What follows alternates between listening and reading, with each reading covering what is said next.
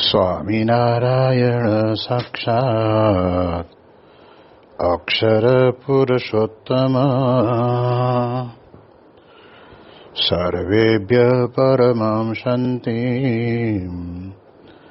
આનંદમ સુખમર્પયેત. શ્રી સ્વામિનારાયણ ભગવાનની જય. શ્રી અક્ષર પુરુષોત્તમ મહારાજની જય. શ્રી ગુણાતીતાનંદ સ્વામી મહારાજની જય. શ્રી પ્રમુખ સ્વામી મહારાજની જય. શ્રી મહંત સ્વામી મહારાજની જય.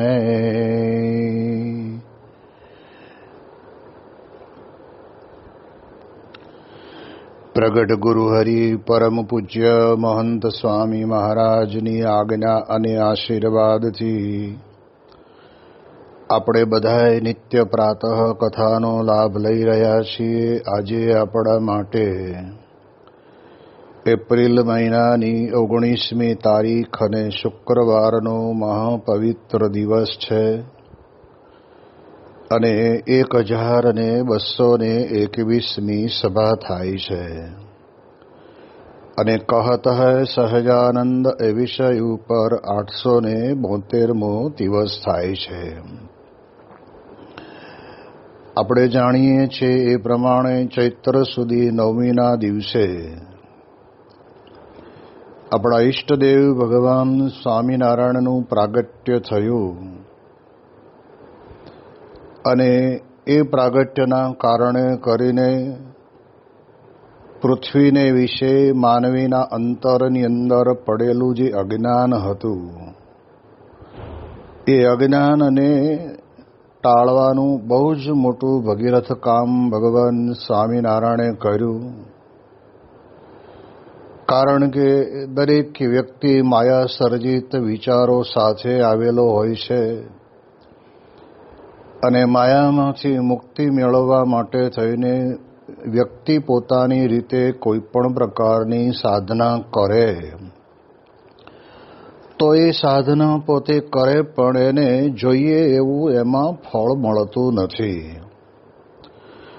પરંતુ ભગવાન સ્વામિનારાયણ આપણને વચનામૃતો દ્વારા અને એમના સમયની અંદર એમણે જે કાર્ય કર્યું એના દ્વારા આપણને સમજાય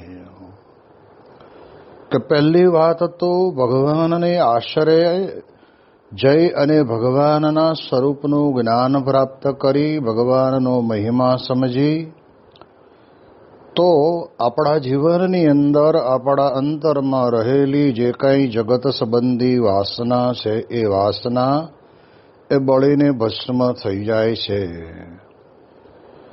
મહારાજે કારણ શરીરની પણ વાત લખી છે અને એની અંદર આપણને વાત મૂકી છે કે જેમ આંબલીનો કચુકો હોય,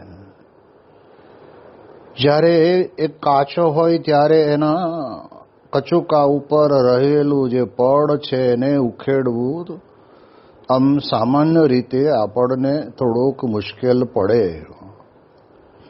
પરંતુ એ જ કચુકાને કલાડાની અંદર શેકી નાખે તો નાનું બાળક પણ 2 હાથ વડે કરીને એના છાલને દબાવે તો એ ઉપર રહેલું જે પડ છે એ ખુલી જાય. કારણ કે એની કચુકાની અંદર રહેલું જે કારણ શરીર રૂપ જે બીજ એ બળી ગયું છે અને એને જ્યારે કોઈ વાવે ત્યારે કોઈ દિવસ ઉગે નહીં. એમ જન્મને મરણના ચક્રાવાની અંદર ભટકતા માનવીના જીવનની અંદર કચુકાની જેમ કારણ શરીર પડેલું છે. એ કારણ શરીર જ્યાં સુધી બળીને ખોખા જેવું ન થાય ત્યાં સુધી વાસનામાંથી મુક્તિ મેળવવી બહુ અઘરી છે. અને એના માટેનો એક જ સરળ રસ્તો આપણને મહારાજે બતાવ્યો છે કે ભગવાનના સ્વરૂપનું જ્ઞાન અને મહિમા, એનો વિચાર આપણને જો અંતરની અંદર આવે તો જરૂર આપણું કારણ શરીર છે એ બળીને ખોખા જેવું થઈ જાય, કહેતા બ્રહ્મરૂપ આપણે બની જઈએ. એટલે ભગવાન સ્વામિનારાયણ આ લોકની અંદર પોતાના જે સંકલ્પો લઈને આવ્યા હતા એમાંથી ગઈકાલના દિવસની અંદર આપણે વાત કરી કે અહમ અને હું અને મારું એ બે પ્રકારની જે માયા, એ માયામાંથી મુક્તિ અપાવવાનું ભગીરથ કામ ભગવાન સ્વામિનારાયણે પોતે એમના અમૃત વચનો આપી અને આ સત્સંગની અંદર કર્યું છે. અને એ જ કાર્યની અંદર વધારે વિશેષ ભગવાન સ્વામિનારાયણે માત્ર ને માત્ર કહેવાય છે કે એમણે પોતે સમાજ સુધારાનું જ કામ કર્યું એવું નથી. જેમ મહંત સ્વામી મહારાજ પોતે વાત કરે છે કે વિદેશની ધરતી ઉપર રહેનારો એક વ્યક્તિ પોતાના ગામડે એના મિત્રના દીકરાના લગ્નની અંદર આવે છે, 2 દાડા માટે આવ્યો છે. લગ્ન સમારંભની અંદર હાજરી આપી દીધી, લગ્ન સમારંભ પૂરો થયો, આવ્યો છે લગ્ન સમારંભમાં. પરંતુ એમ થયું કે લાવો ને 20-20 વર્ષથી આ મારું ઘર બંધ છે તો જરા ખોલીને જોઉં તો ખરો.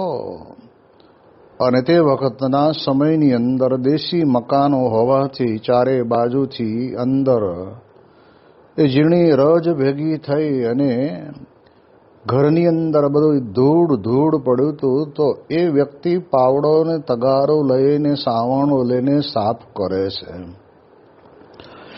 ત્યારે તે વખતે કોઈકે પૂછ્યું કે ભાઈ તું અમેરિકાથી આવ્યો છું, તું શેના માટે?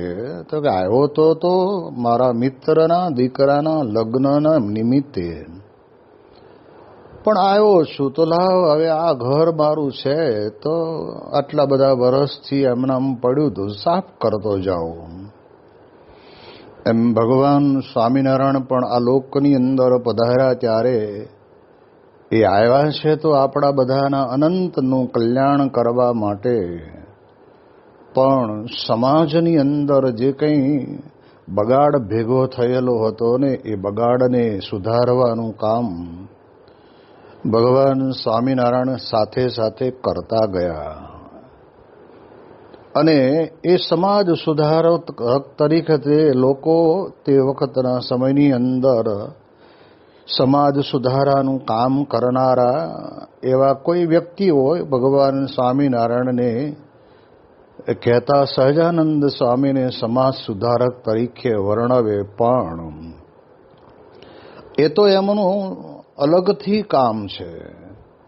જેમ પ્રમુખ સ્વામીજી મહારાજે આ ભારત અને વિશ્વની અંદર કેટલા બધા ભગીરથ કાર્યો કર્યા, એની અંદર દિલ્હીનું અક્ષરધામનું સર્જન થયું, એ તો એક બહુ જ અકલ્પનીય વાત હતી.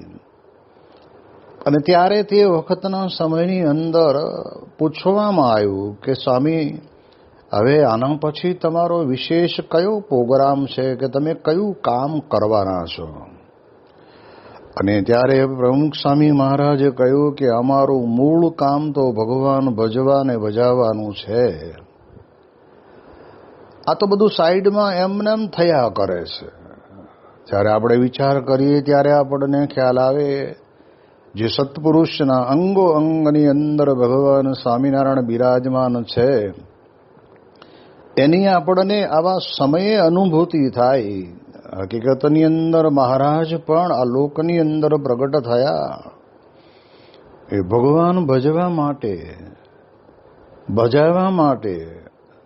અને જ્યારે ભગવાન અને શરણે જાય ત્યારે ભગવાન જરૂર એની નાની મોટી ભૂલોને માફ કરી અને પોતાને શરણે લઈ લેતા. જેમ આપણે જાણીએ છીએ કે જોબન પગી જેવાને પણ એમણે પોતે એના કોઈ અવગુણને જોયા નહીં, બસ મહારાજને શરણે આવે છે ને ત્યારે કહે છે કે મારાથી તો ઘણી બધી ભૂલો અને ઘણું પાપ થયું છે. અને ત્યારે ભગવાન સ્વામિનારાયણે કહ્યું કે જોબન એની ચિંતા ન કર, જા આજથી તારા કરેલા જે કંઈ કર્મોનું હું ફળ અથવા તો પાપ થયું એ બળીને ભસ્મ થઈ ગયું. આવું મોટું ભગીરથ કામ એટલે સમાજની અંદર લોકોને સાચી દિશા આપી કે જેને કરીને ખબર પડી. નહીતર તો એવું કહેવાતું કે ધોળા દિવસે ગાયકવાડ સરકારના રાજ દરબારમાંથી દાગીનાથી ભરેલી એ જે તિજોરીને લૂંટીને લઈને બહાર નીકળવું એની કેટલી કાબેલિયત હશે કે જેના કારણે કરીને કેટલી એની હોશિયારી હશે એને પણ. અને કહેવાય છે કે એનું નામ જ પડે ને પેટલાદની બજારની અંદર જ્યારે નીકળે ને ત્યારે ટપોટપ દુકાનો બંધ થવા માંડે. એનું કારણ એટલી એની ધાક હતી. એના નામનું તીર લઈને કોઈ બંગાળ સુધી ગયો હોય તો રસ્તામાં લૂંટારું લૂંટવા માટે કંઈક આપી દે હોય ત્યારે ઓલો હસતા હસતા કહે કે ભાઈ તારે લેવું તો લઈ લે, પણ મારી પાસે આ જોબનનું તીર છે. અને તરત જ લેવાને બદલે એને જ્યાં સુધી અનુકૂળ હોય ત્યાં સુધી રસ્તામાં એને હેરાન ન કરે એટલા માટે સાથે મૂકવા પણ જાય. આવી જબરજસ્ત જેની ધાક હતી એવા જોબન પગીને ભગવાન સ્વામિનારાયણે ભગવાનનો પરમ ભક્ત બનાવી દીધો. અંતરની અંદર સંસાર વ્યવહારની કોઈ પણ પ્રકારની વૃત્તિ રહી નહીં. અને આપણે જાણીએ છીએ કે જોબન પગીએ વડતાલની અંદર મહારાજને વિનંતી કરી અને સદગુરુ નિષ્કુળાનંદ સ્વામીએ 12 બારણાનો ઈંડોળો બનાવ્યો. આંબાના 2 ઝાડની વચ્ચે ઈંડોળાને લટકાવી અને એમાં મહારાજને પધરાવી અને ફૂલદોલનો ઉત્સવ પણ ધામધૂમપૂર્વક કરાયો. એ પ્રમાણે જોબન પગી ભક્ત તો બન્યા, પણ મહારાજ પોતે ધામમાં પધાર્યા પછી મહારાજના અંત્યેષ્ટિ વિધિ કહેતા અગ્નિ સંસ્કાર થયા પછીમાંથી ભસ્મ થોડી જે ભાગ્ય કરીને મળી હશે એટલી લઈને પોતે ત્યાં ઘરે આવેલા અને મનમાં એમ રહ્યા કરતું કે આ મહારાજ ગયા છે પણ મહારાજની પ્રસાદીની ભસ્મ મારે રોજ ભોજનની અંદર 1 ચપટી જેટલી પધરાવી અને પછી જમવું. એમ કરતા કરતા રોજ જ્યારે જમવા બેસે ત્યારે પૂછે કે ભસ્મ પધરાવી તો કે હા. આમાં એક દિવસ પ્રશ્ન કર્યો કે આમાં ભસ્મ પધરાવી તો કે ખલાસ થઈ ગઈ. આટલું જ એમના ઘરેથી જ્યાં બોલે છે ત્યારે જોબનને તે વખતે એમ થયું કે મહારાજની ભસ્મ ખલાસ થઈ ગઈ અને દેહ છોડીને સ્વતંત્ર પોતે ભગવાનના ધામને વિશે જાય છે. એટલે આપણને ખ્યાલ આવે કે આવી રીતે સમાજની અંદર પણ સમાજનો સુધારો તો કર્યો, પણ મૂળ હેતુ એમનો દરેક વ્યક્તિને એકાંતિક ધર્મ સિદ્ધ કરાવીને અક્ષર બ્રહ્મના સાધર્મપણાને પમાડીને અક્ષરધામના અધિકારી બનાવવા એક માત્ર ને માત્ર મહારાજ એ મિશન લઈને આવેલા હતા. અને એટલે જ મહારાજ પોતે બોલ્યા કે અમે 100 કરોડ મનવારો લઈને આવ્યા છીએ અને એ બધાની અંદર એ 100 કરોડ મનવાર ભરીને અમારે અક્ષરધામને વિશે બધાને લઈ જવા છે. આવો એક ભવ્ય અને દિવ્ય સંકલ્પ પોતે કરીને પધારેલા એ ભગવાન સ્વામિનારાયણને મોટામાં મોટું કાર્ય એ જો આપણે જોઈએ તો આપણને ખબર પડે કે આ ધર્મ અને સત્સંગ સંબંધી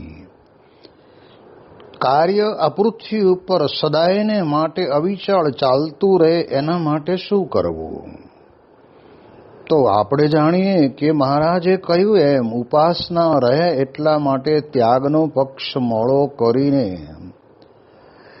અને એવા મંદિરો બનાવ્યા કે જે મંદિરોની અંદર ભગવાને પોતે પોતાના કરકમળો દ્વારા યુગલ સ્વરૂપોના ઉપાસનાના માર્ગને ખૂબ સારી રીતે સમજાય એટલા માટે થઈને યુગલ સ્વરૂપોની પ્રતિષ્ઠા કરી. અમદાવાદની અંદર નરનારાયણ દેવ પધરાવ્યા, ભુજની અંદર નરનારાયણ દેવ પધરાવ્યા, વડતાલની અંદર લક્ષ્મીનારાયણ દેવ પધરાવ્યા, જુનાગઢની અંદર રાધારમણ દેવ પધરાવ્યા, ગઢડાની અંદર ગોપીનાથજી મહારાજ પધરાવ્યા અને ધોલેરાની અંદર મદન મોહનજી મહારાજ પધરાવ્યા. આમ 6 મંદિરો કરીને એ દરેક મંદિરની અંદર યુગલ સ્વરૂપો પધરાવ્યા. એટલે મહારાજ પોતે પોતાના કાર્ય દ્વારા આપણને સમજાવવા માગે છે કે એવી રીતે અમે આ લોકની અંદર આવ્યા છીએ તો અમારી આ એક ઉપાસનાની સાચી રીત આ છે કે જીવનની અંદર યુગલ સ્વરૂપની ઉપાસના એટલે કે પુરુષોત્તમ નારાયણની ઉપાસના કરવી હોય તો અક્ષર રૂપ થઈને પુરુષોત્તમને ઉપાસના કરવી, સ્વામી રૂપ બનીને નારાયણનું ભજન કરવું, એમ સ્વામિનારાયણ મંત્ર આપીને એક બહુ જ મોટું વિરાટ કાર્ય એમણે કર્યું. અને એટલા માટે થઈને આપણે જાણીએ એ પ્રમાણે મંદિરોના નિર્માણ કર્યા. બીજી વાત એમણે એ પણ કરી કે સમાજની અંદર રાજકીય કાયદો હંમેશને માટે કાયદાની રીતે કામ થતું હોય, પણ જેને કાયદો માનવો ન હોય એવા લોકોને તો કાયદો પણ શું કરે. એટલે ભગવાન સ્વામિનારાયણે આપણી હિન્દુ સનાતન ધર્મની એક સંત પરંપરા એવી ઊભી કરી કે જેની અંદર એ સંતો બધા ગામડે ગામડે વિચરણ કરીને લોકોને સાચી રાહ બતાવતા. ખેડૂતો ખેતરમાં ખેતી કરતા હોય ત્યારે એ ખેડૂતની સાથે સાથે ચાલતા જાય અને વાતો કરતા જાય. કારણ કે ખેડૂત કહે કે મહારાજ એવો તો બેસવાનો કોઈ સમય નથી. અને ત્યારે સંતો એવા દયાળુ પ્રકૃતિના આ પૃથ્વી ઉપર મહારાજ પોતે લાવ્યા હતા કે ભલે એને સમય નથી પણ આપણે તો સમય છે ને, એટલે આપણે એની સાથે સાથે ચાલીએ.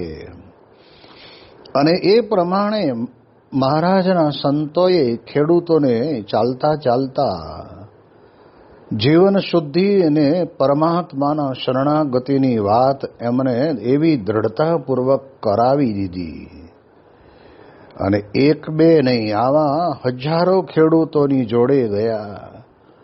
ભગવાન સ્વામિનારાયણે પોતે પરમહંસોને એવું કીધેલું કે સવારથી સાંજ સુધીમાં 5 મુમુક્ષુને તમે વર્તમાન ધરાવો. વર્તમાન એટલે કે આચાર શુદ્ધિના વિચારો આપો એને, કે દારૂ, માટી, ચોરી, અવેરી, અભક્ષ્ય વસ્તુનો ત્યાગ. આ જે છે ભગવાન સ્વામિનારાયણે આ 5 વર્તમાન કે તમે આપો અને સમજાવીને પછી એમ નામ આપીને નીકળી જાવ નહીં. દારૂ પીવાથી કેટલું નુકસાન થાય છે, ચોરી કરવાથી કેટલું નુકસાન થાય છે, માંસાહાર કરવાથી કેટલું નુકસાન થાય છે, અભક્ષ્ય વસ્તુ ખાવાથી કેટલું નુકસાન થાય છે, વ્યભિચાર કરવાથી કેટલું નુકસાન થાય છે. અને આમ જન્મને મરણના ચક્રાવામાં ભટકવું પડતું હોય એ બધી વિગતવાર વિસ્તારથી વાત સમજાવે ને. એટલે અને આપણે જાણીએ છીએ ને કે દીકરાને એની માતા સમજાવે ને એટલે તરત જ સમજી જાય. એમ ભગવાન સ્વામિનારાયણે પોતે માતા સમાન સંતો બનાવ્યા. થતો સત્સંગ એટલે તે વખતના સમયની અંદર કેટલા બધા વિરોધીઓના વંટોળ આવતા અને કહેવાય છે કે તે વખતે મારઝૂડ કરે, અપમાન કરે, કંઠી જનોઈ તોડી નાખે અને પાછા ગામની બહાર કાઢી મૂકે. એટલે બધે હદ સુધી એવી પ્રવૃત્તિ થતી હતી વિરોધીઓ દ્વારા, છતાંય પણ એ પરમહંસોએ લેશ માત્ર પાછી પાની કરી નહીં. અને એ બળ એટલે ભગવાન સ્વામિનારાયણનું બળ. જો ભગવાનના બળ વડે કરીને અર્જુન જેવા એકલા અર્જુન 11 અક્ષરણી સૈન્યની સામે દાદા ભીષ્મને મોટા મોટા રથી મહારથી યોદ્ધાઓની સામે લડ્યા. ભગવાનનું બળ કેવું કામ કરે છે. અને પરમહંસોના જીવનની અંદર મહારાજે પોતે સ્પષ્ટ કહી દીધેલું કે આપણને કોઈ ગાળ દે, મારે, તાડન કરે તો પણ એને સામે પ્રત્યુત્તર ન આપવો, પણ એનું હિત થાય એવું ચિંતવન કરવું. અરે ચિંતવન તો કરે તો એટલે કહે છે કે ભગવાનને પ્રાર્થના કરે કે પ્રભુ એને આ વિપત્તિ છે એના જીવનની અંદર તો દૂર કરો, ભલે અમને એણે માર્યો. આવી નિર્માનીપણાની સમજણવાળા પરમહંસોને તૈયાર કર્યા. અને એ પરમહંસો પછી લુહારની કોઢ ઉપર જાય તો લોઢું ટીપતા ટીપતા પણ એને જેમ આ લોખંડના ટુકડાને કોઈ પણ પ્રકારની ધાર નહોતી, પણ અગ્નિમાં તપાવીને તમે એને ઘણ વડે કરીને ટીપો છો એટલે એ પછી કુહાડી હોય કે દાંતડું હોય કે એની સરસ મજાની ધાર નીકળે છે અને એ તમારા કામમાં આવે છે. એમ આ મનુષ્યનું શરીર આપણને મળ્યું છે, બુઠ્ઠું થઈ ગયેલું છે, પંચ વિષયની અંદર આસક્ત બનેલું છે. એટલે તમે ભગવાનને શરણે જાઓ, ભગવાનની સાથે તમે એવી પ્રીતિ કરી દો કે જેના કારણે કરીને તમને તમારા જીવનની અંદર આ લાગેલી નાની મોટી વ્યસનોની બદીઓમાંથી તમે દૂર થઈ જશો અને જીવન શુદ્ધ થઈ જશે. એવી જ રીતે કોઈ સુથાર લાકડા ઘડતો હોય તો એની પાસે જઈને વાત કરે, કુંભાર માટલા ઘડતો હોય તો એની પાસે જઈને વાત કરે, પણ એની રીતે એને સમજાવે. અમારે જ્યારે શરૂઆતની અંદર જ્યારે આ રત્ન કલાકારોનો બહુ જ મોટો ઉદ્યોગ ખીલો ખાલ્યો હતો ને, ત્યારે તે વખતે સંતો કારખાને ફરતા અને કારીગરોને એક કાચા રફ હીરાને બતાવીને કે જો આને હીરા જેવું આમાં કાંઈ લાગતું નથી, પણ એને ગરમ કટોરા ઉપર લાખ વડે કરીને ચોંટાડીને સામસામા હીરાને મૂકીને લેથ ઉપર એ હીરાનો આકાર આપે છે ને, અને પછી એના ઉપર પેલ પડે છે અને પછી એની કિંમત વધે છે. એમ તમારા જીવનની અંદર પણ આવા રત્ન કલાકારોનું કામ કરતા કરતા પણ ગુટકા ને મસાલા ને ખોટી આપણી પોતાની જે તે ખાઈ પી લેવાની દ્રષ્ટિ આપણી વિચિત્ર પ્રકારની રહે, એ બધાથી એમાંથી તમે નીકળી જાઓ અને તમને હીરો બનાવવા માટે ભગવાન સ્વામિનારાયણ અને ભગવાન સ્વામિનારાયણના આધ્યાત્મિક વારસદાર ગુરુવર્યોએ આવું અદ્ભુત કાર્ય કર્યું છે. એને સત્સંગમાં જોડાઓ ને એના કારણે કરીને આજે આપણે જાણીએ છીએ હજારોની સંખ્યામાં રત્ન કલાકારો પણ એ આજના દિવસે પણ કહેવાય છે કે સત્સંગના રંગે ચંગે રંગાયેલા છે. એટલે એટલા માટે અહીંયા આગળ ભગવાન સ્વામિનારાયણના પરમહંસો પોતે પોતાની જેને તકલીફનો લેશ માત્ર વિચાર કર્યા વગર કેમ કરીને ભગવાન સ્વામિનારાયણની આજ્ઞાનું યથાર્થ પાલન કરીને આપણે જીવોને સત્સંગના માર્ગે વાળવા છે, એવા એક વિચાર વડે કરીને એ સંતો પોતે સત્સંગ કરાવતા. ભગવાન સ્વામિનારાયણે આ પરમહંસોની નિયમ ધર્મની જબરજસ્ત એક એવી આજ્ઞા આપેલી કે જે આજ્ઞાની અંદર સુરાને પૂરા થઈને નિયમ અને ધર્મને યથાર્થપણે પાલન કરતા. એ ભાદરાની સીમની અંદર સ્વામિનારાયણનું ભજન કરનાર સંતોને એમ કહેલું કે તમારે કોઈ પણ પ્રકારનો આશરો લેવો નહીં ઝાડનો કે નહીં કોઈ પણ ઓઘાનો. ખુલ્લામાં સૂઈ જવાનું જમીન ઉપર. જીવ જંતુ આવે કરડે કરે એ તમારે વિચારવાનું નહીં. અને તેવા સમયની અંદર શિયાળાની કડકડતી ઠંડીની અંદર એક સંત ત્યાં સૂતા હશે અને આખું શરીર થીજી ગયેલું ને ત્યારે ગામની અંદર કોઈ આવીને કહ્યું કે ભાઈ તમારા સાધુ આ પ્રમાણે કહેવાય છે કે એ ઠંડીની અંદર થીજી ગયા છે. એટલે પછી તે ત્યાં આગળ આજુબાજુ તાપણું કરીને થોડી ઘણી ઠંડી એમાંથી ઉડી એટલે તે વખતે સંતને કહે ચાલો મહારાજ સ્વામી ગામમાં ચાલો. અને ત્યારે કહ્યું કે તમે આ કર્યું, અમને તો અમારું શરીર પડી જાય તો ભલે પડી જાય પણ અમારા ઈષ્ટદેવ ભગવાન સ્વામિનારાયણે આપેલી આજ્ઞાની અંદર અમે ફેર પડવા દેતા નથી. આટલી બધી જબરજસ્ત આજ્ઞા પાળવાની એમની તત્પરતા હતી. અને સ્ત્રી અને ધનનો ત્યાગ તો અતિ મહત્વનો. જે વિશ્વની અંદર આપણા હિન્દુ સનાતન ધર્મની અંદર પહેલેથી જ બ્રહ્મચર્યની વાત આવે જ છે. અને જો બ્રહ્મચર્યનું યથાર્થ પાલન કરવામાં આવે તો એ બ્રહ્મચર્યના પાલન કરનાર સંતની મુખાકૃતિના દર્શન કરતા સામી વ્યક્તિના અંતરની અંદર એની એટલી બધી સવળી છાપ પડે કે આના જેવા આ તેજસ્વી ઓજસ્વી અને ભગવાન પરાયણ સંત આપણે બીજે ક્યાંય જોયા નથી.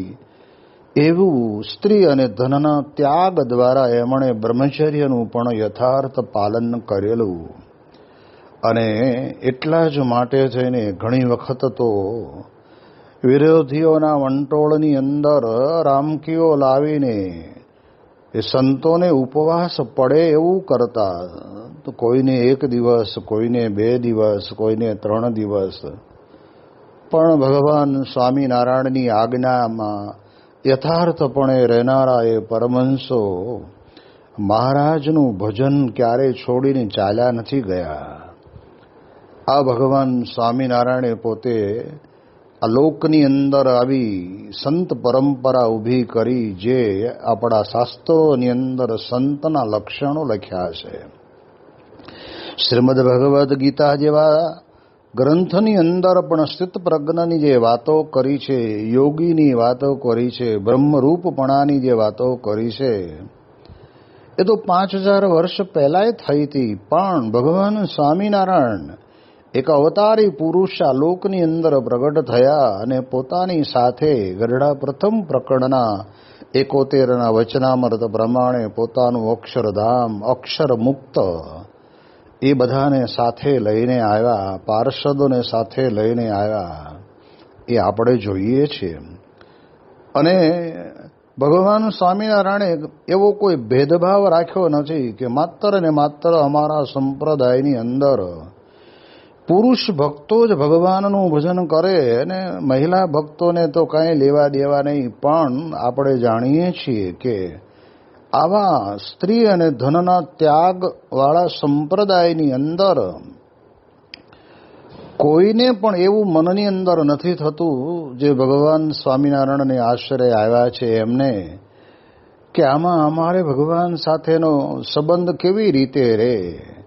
ત્યારે ભગવાન સ્વામિનારાયણે પોતે પોતાના શિરે જવાબદારી લીધી કે પુરુષોને તો સંતો સત્સંગની વાતો કરીને એને કલ્યાણનો રસ્તો બતાવશે, પણ બાહ્ય હરિભક્તોમાં બહેનોની અંદર પણ એવી જ પ્રકારે આ ભગવાનના મહિમાની બહેનોની રીતે વાતો કરે અને એમને પણ એવો દ્રઢ સત્સંગ કરાવે છે. ત્યારે તે વખતે પણ જમાનો એવો જ હતો કે બહેનોનો સત્સંગ વિશેષ કરીને વધારે હતો. અત્યારે પણ આપણે જોઈએ છીએ કે 40-60નો રેશિયો. 40% પુરુષો કદાચ ભગવાનનું ભજન કરતા હોય પણ 60% બાહ્ય હરિભક્તો મહિલાઓ બધી જ પ્રકારના સંસ્થા દ્વારા આપેલા કાર્યક્રમોને પૂર્ણ રીતે એ પોતે કરે અને સાથે સાથે કહે છે કે એ સત્પુરુષ અને ભગવાનથી તો દૂર રહેવાનું ભલે થતું હોય પણ છતાંય એમ માને કે અમારે તો ભગવાન અમારી જોડે છે. અને એ સમયની અંદર લાડુબા, જીવુબા, જમકુબા અને આ બધા જે બાઈ હરિભક્તો હતા એ બધા એવા જ ભગવાનના રંગે રંગાયેલા હતા. એટલે ભગવાન સ્વામિનારાયણના કાર્ય ઉપરથી જ આપણને ખબર પડે કે એમનું પોતાનું આ લોકની અંદર પ્રાગટ્ય થવું, અનંતનું કલ્યાણ અને અવતારીપણાની આપણને પ્રતીતિ થાય છે. એની વિશેષ વાતો આપણે આવતીકાલે કરીશું. શ્રી સ્વામિનારાયણ ભગવાનની જય.